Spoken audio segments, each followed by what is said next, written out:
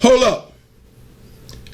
Please wait a cotton picking, juke joint, fried, smothered, and baked chicken, collard greens, black eyed peas, pinto beans, sweet potato pie, down home, Delta, Mississippi Blues, moonshine minute.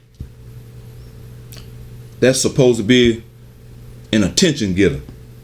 As always, sisters and brothers, sons and daughters of mighty Sun Ra, thank you very much for wisely ingesting the red pill of Purge, Purify, and Renew Your Mind, for interconnecting and ingathering to participate in and bear witness to another awesome and amazing, mind-quaking, soul-shaking, spirit-stirring, eye-opening, edge of your seat, jaw-dropping episode. Coming to you once again from the backwoods, muddy waters, sugar ditches, mosquito swamps, dirt roads, railroad tracks, rattlesnake plantations, cotton fields, mockingbirds, magnolia trees of Greenville and Delta, Mississippi. Brothers and sisters, the primary purpose of, in case you don't know, the primary purpose of Purge, Purify, and Renew Your Mind is not only to purge, purify, and renew your mind, but to enlighten people, empower people, educate, elevate, enhance, and transform as many lives as possible for the better. Sisters and brothers, I don't intend to be so-called long-winded with this episode. I just want to, as we say down home, hit it and quit it.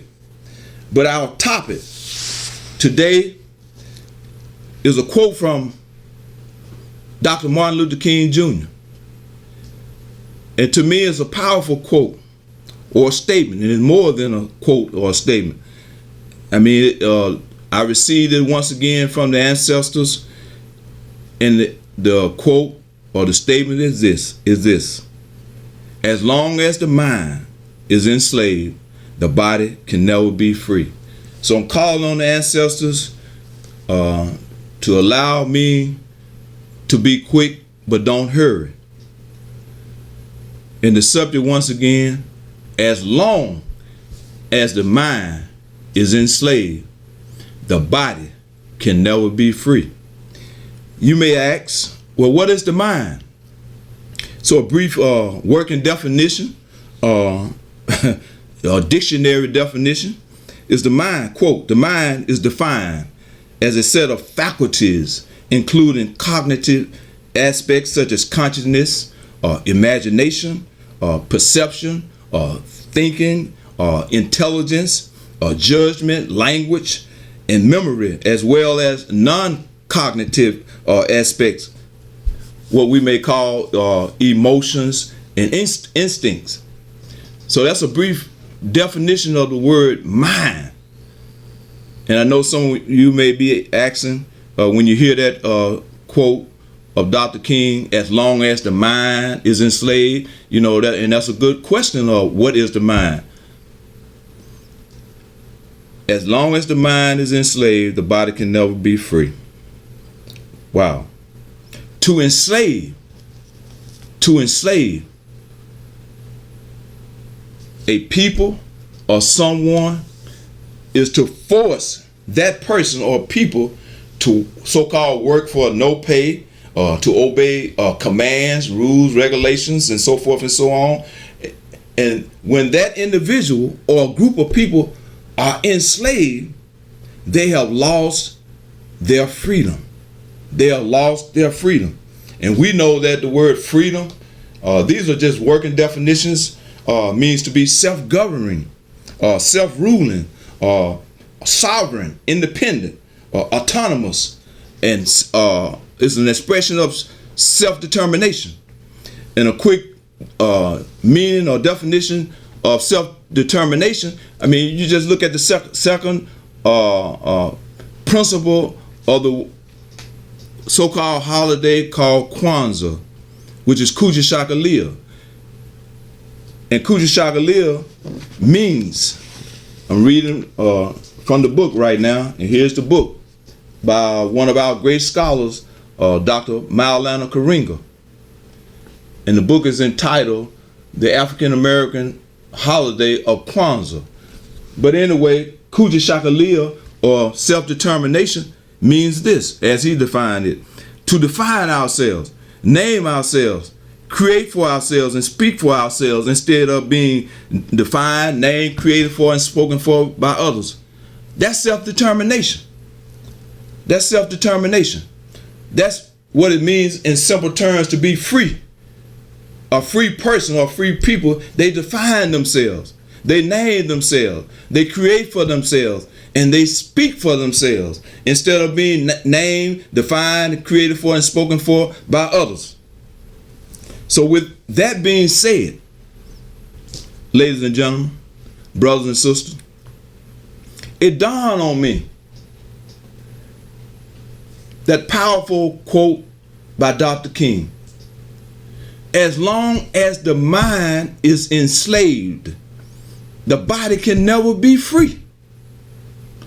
And to me,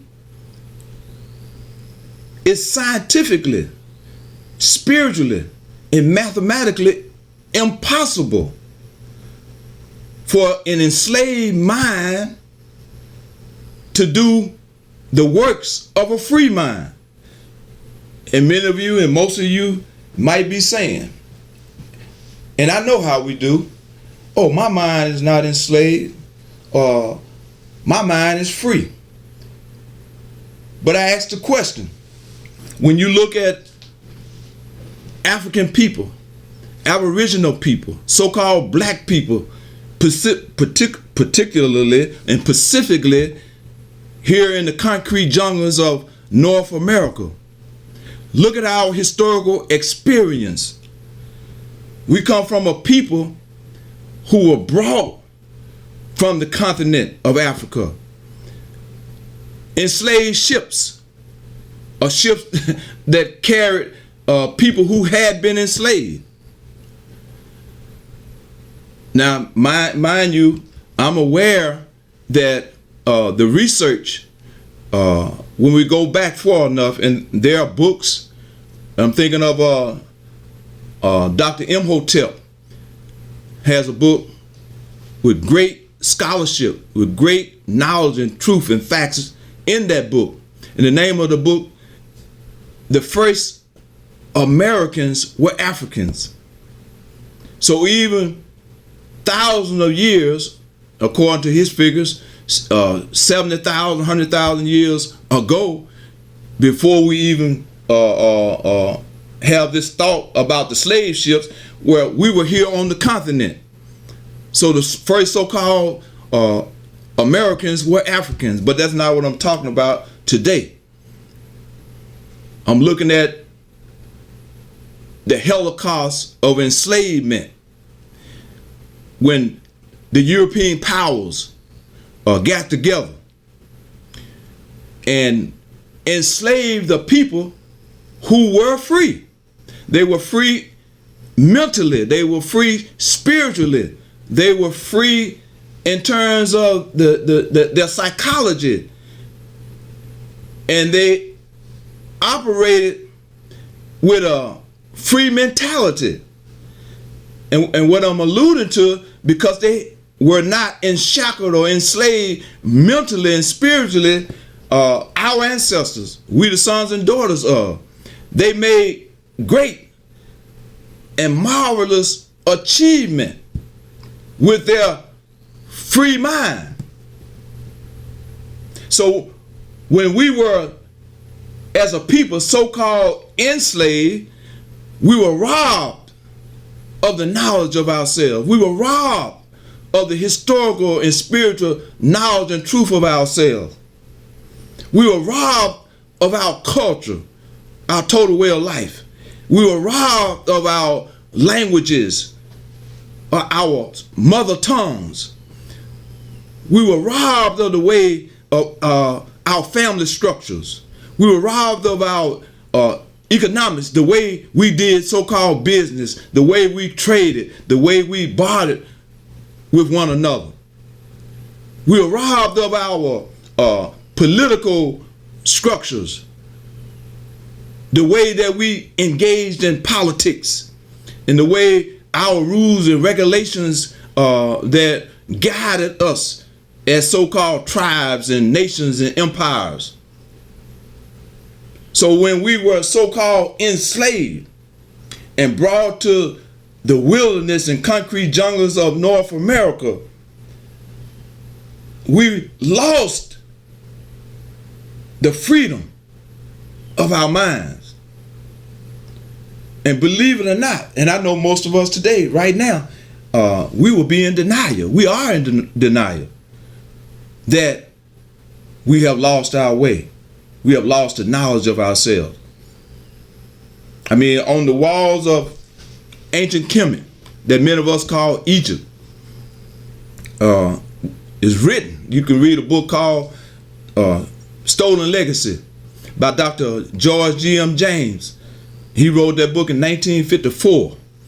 He breaks down how what's called the mystery system, that the Greeks called the mystery system, was the high educational, spiritual, cultural system of our people. Think over that. And the inscription across most of the tombs had the words or phrase, "Man, woman, know thyself." And most of us, when we hear the word know thyself, we think of so-called Socrates. But Socrates and the Greeks, they got it from their teachers, the ancient African so-called Egyptians. That's where they got it from. Because you can read in early Greek history, and Socrates, Plato, and a lot of other so-called Greek scholars, they write that they got their learning from sitting at the feet of these ancient African Egyptian philosophers and sages. And they went back to their homeland and established and set up so-called educational institutions that were foreign to themselves, their people. That knowledge, what I'm getting at or alluding to or trying to say, just bear witness with me at this time, that knowledge, that truth, this information was foreign to the so-called Greek people. But the point is, there's no such thing as Greek philosophy, according to Dr. George G.M. James in his book Stolen Legacy. They got that knowledge from the wise sages of Kemet. But anyway, moving right along,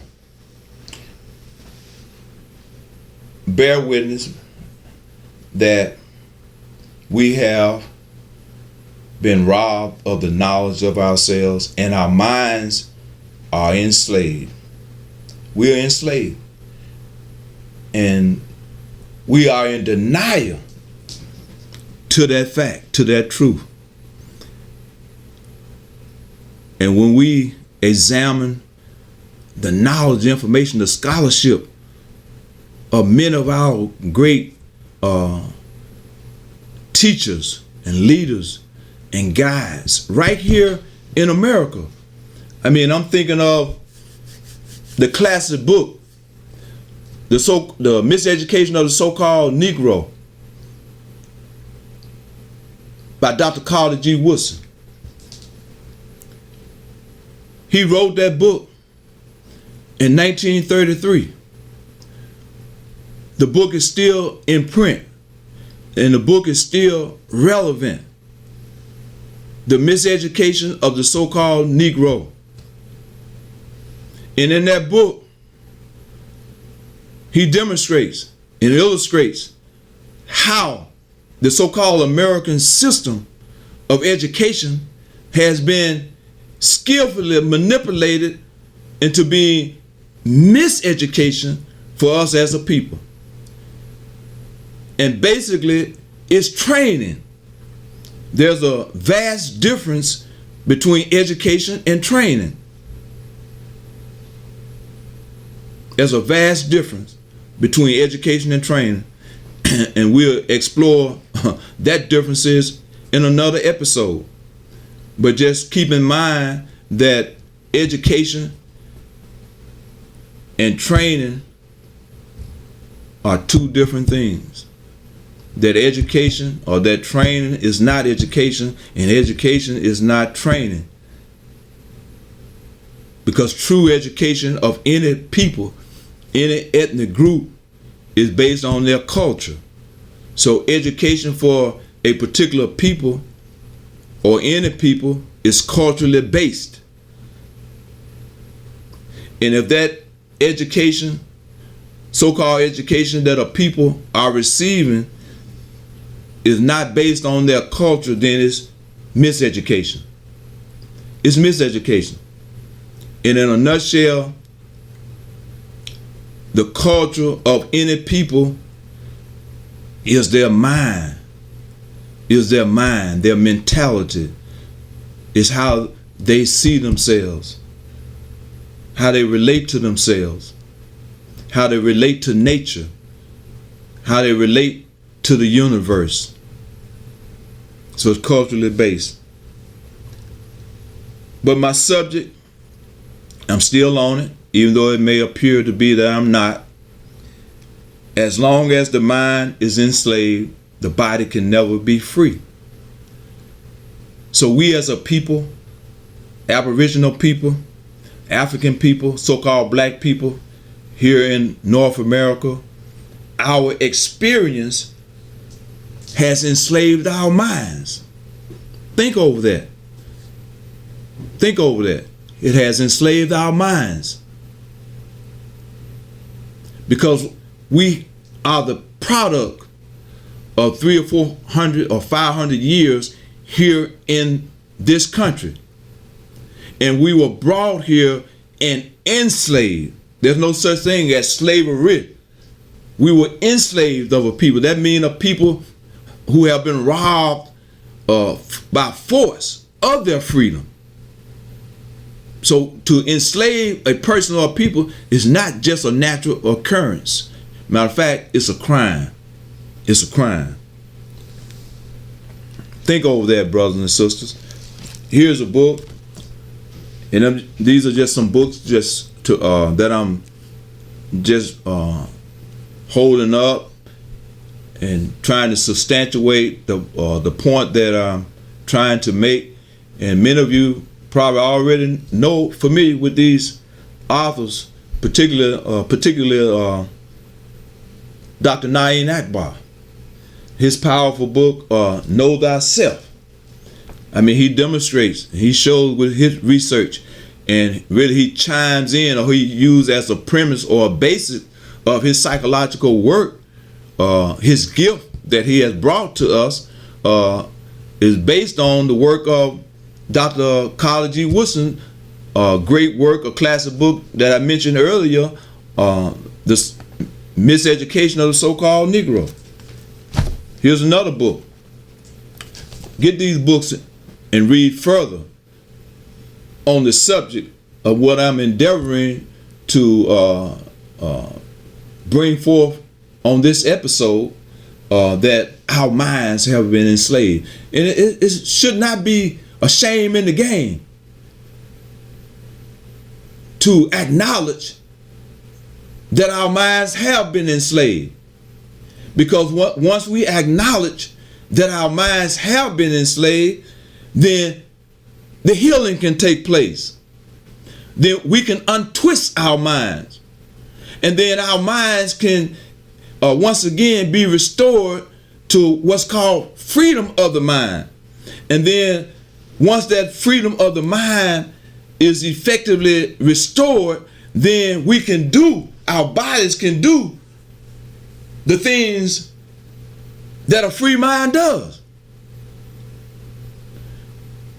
So if we continue to be in denial that our minds and psychology have been twisted, then we will never, our bodies would never do the work of a free mind. The body will continue to do and perform based on the mindset, the psychology that we have as individuals and as a people. Think over that. Here's another book, a pamphlet entitled The Psychopathic Racial Personality and Other Essays by Dr. Bobby E. Wright. He's a psychologist, psychiatrist. He made his spiritual transition in 1982, but he coined a word called menticide. Menticide. And he stated that menticide is a technique and a weapon now that's not only used against the masses of humanity, but specifically on so-called black people. And his definition of that word, menticide, was and is the systematic and deliberate destruction of a person or people's mind for ultimate extermination. So it's not just a word that he coined, but it's a whole method, a whole social, political, educational, religious program behind the word. Once again, the definition of the word menticide by Dr. Bobby E. Wright: the systematic destruction of a person's or people's mind for ultimate extermination. I mean, we could go on and on. We can go on and on. A book is written in 1984 by, once again, Dr. Naeem Akbar. The title of the booklet, Chains and Images of Psychological Slavery. And I call it psychological enslavement. Book written in 1984. Here's a few chapters in that book. He talks about the psychological legacy of slavery or enslavement in terms of work, our mindset of psychology in terms of property, leadership, the clown. You know, these are certain manifestation of defects that many of us experience as a people. We had the personal inferiority complex, the community division. He deals with the family, the color consciousness, the religious imagery in terms of our psychology, the impact of psychology on us as a people, the effects of racial images, and so forth and so on.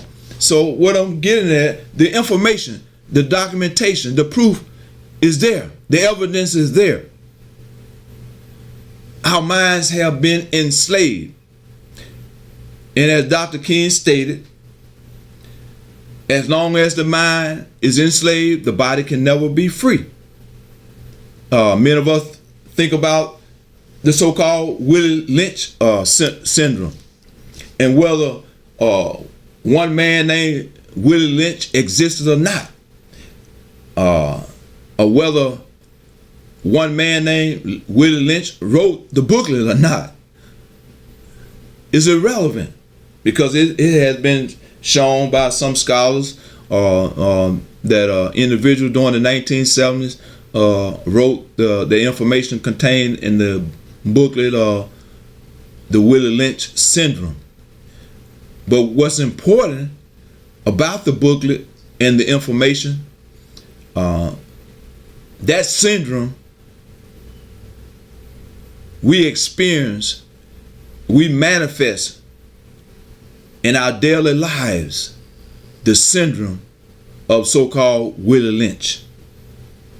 The division of how we've been turned inside out as a people. How our psychology, I keep saying, how our psychology, our historical knowledge and truth has been suppressed and rearranged, that to the degree that we don't even know ourselves. The main point, we don't know ourselves historically and spiritually. And if we don't know ourselves historically and spiritually with accurate knowledge and truth, then our bodies can never and will never do the work of free thinking men and women.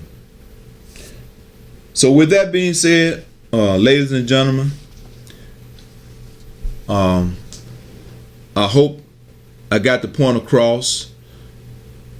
I hope I wasn't stumbling and blumbling too much, but that you got the point.